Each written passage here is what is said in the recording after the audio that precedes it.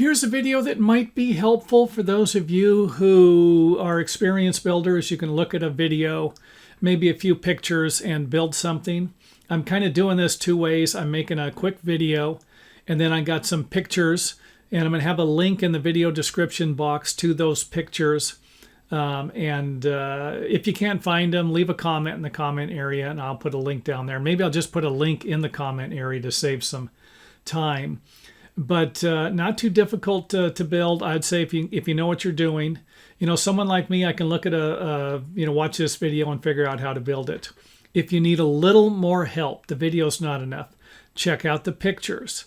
And if the pictures aren't enough, then I put together a book.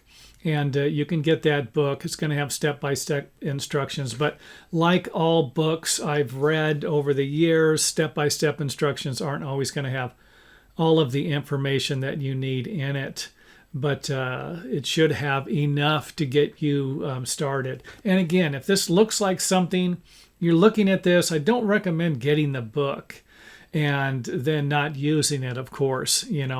I recommend evaluate your skills. This was built for my wife who loves butterflies, and some of the people in her group wanted some more information on how to build something like this. And that's the reason why I'm making the video. For those people who want to build an inexpensive greenhouse, and I'm sure you can build them cheaper than this. Don't get me wrong.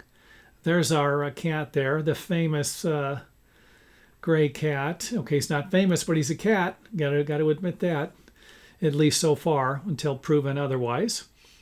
Plywood brace gussets there, connectors. I have 1x6.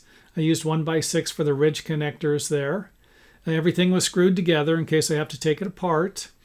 And again, look at the pictures.